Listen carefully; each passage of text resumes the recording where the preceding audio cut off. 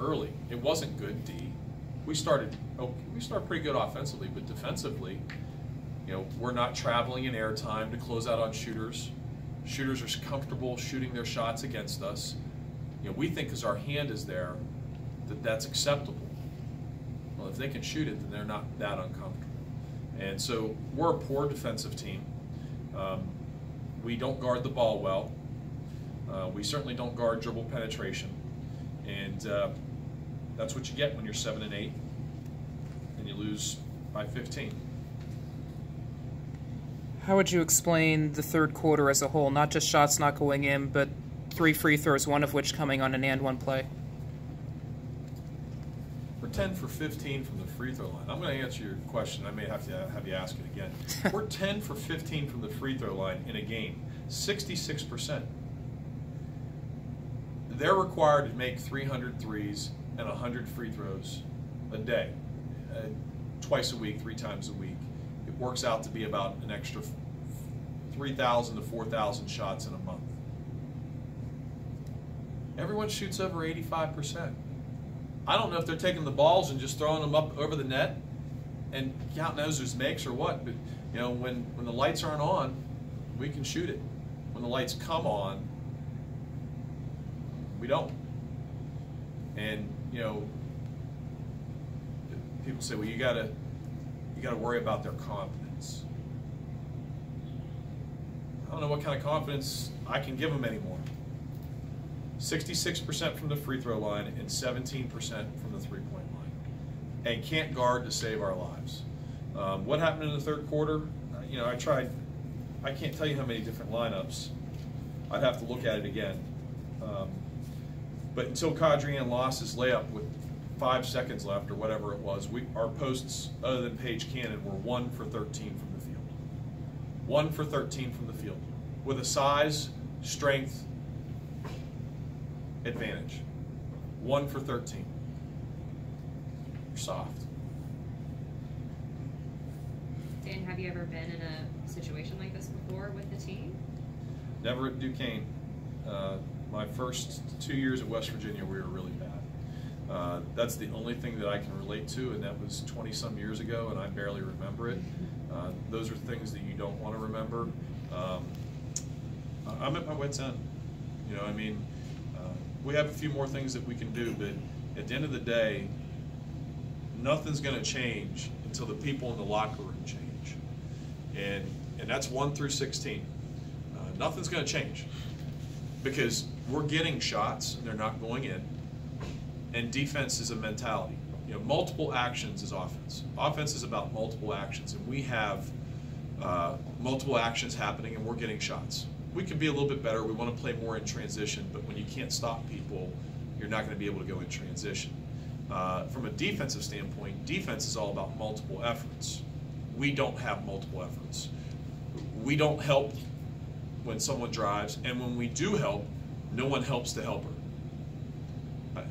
So we're a very poor defensive team in that regard, and that's an effort thing. So that's a character thing, and until that locker room decides that they're going to police themselves a little bit, nothing's going to change. This is going to be the same thing every game. We're going to have dogfights every game, and we'll win a few and we're going to lose a few. But we're not going to be what Duquesne thinks we should be and what other people think we should be until that locker room is policed by not just 4 seniors, but by 3 redshirt juniors who have been here for 4 years also. When will those 7 kids step up and say, I take ownership, I'm not going to settle for a hook shot against a 5'11" kid fading away like Kadrian Loss does. I'm not going to settle for whatever it may be. But there's a mentality in that locker room that has to change. And there's moments when it's okay, but it's moments that are 12 minutes in length instead of 40 minutes. And so they're going to have to do some work on their own too. And certainly as coaches, we have things to do also. Was it like this at all last year? Or were Never. What changed? I've said this to a lot of people. I scheduled really tough, and our confidence suffered because of that, and that's completely on me. We needed to get another winnable game or two in there to give us confidence. We really wanted to pressure people more defensively. We've gone away from that. We can't pressure people because of our lack of foot speed, but more than lack of foot speed, our lack of toughness and our lack of commitment to defending. I think we've got at least one player who's worried about their professional career. We've got people that are worried about their minutes. We've got people that are worried about their shots. And so we have selfishness in our locker room. And again, that goes back to them policing themselves. I can only say so much. When you're 7-8 and you have the expectations that we have, they're going to start to tune me out. And so they have to police themselves more so, and they have to take ownership of this. And if they don't, then we're going to have a season like this where we're going to be right around 500 and in dogfights every night because we can't play hard and sustain that. Who do you look to for that policing or emotional engagement? Is there someone that you can look to, player-wise? Connor Richardson is the only one who's even remotely close to having the fortitude to sit down and guard people and play at 100% out of the junior and the senior class. Paige would be next, and then after that, it's kids that are have a lot of work to do,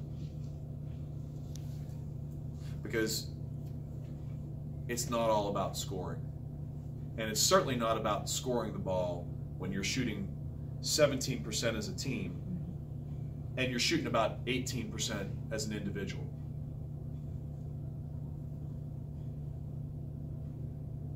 Yesterday I didn't have it on the schedule. I said, hey guys, let's get an extra 300 in today. Let's make an extra 300. And I heard some grumbling. We're 7-7. Now we're 7-8. Like, I can't want it for them more than them. A coach that I really respect said to me, teams that have had success, that are senior laden, that have very high expectations, a lot of times can be complacent and can feel entitled. And he told me that before the season. He told me that in September. And I tried to have that in the back of my mind the whole time. And I tried to not make that happen, but you could say we're complacent and we're entitled for no reason at all, except for our past. And the past doesn't mean anything. Dan, you started out tonight with an emphasis of pounding the ball down low, scoring in the paint. Your first 8 points were down low. And then it seemed like you relegated back to just being a jump shooting team the rest of the way. Because Paige Cannon scored all those points, and Paige had a little bit of a mismatch. She scored at the rim, and she got those. Then she got 2 quick fouls, and that's the problem with Paige. Paige fouls a lot. I mean, she has twice as many fouls as anyone else on our team. She's got to play better defense without fouling. I would have loved to have kept Paige in the game and just let her score at will. But then the next time we threw it in, after Paige came out, Paige may have been in the game. Next time we threw it into the post was to Kadri, and Kadri, all she had to do was go up on the same side of the basket.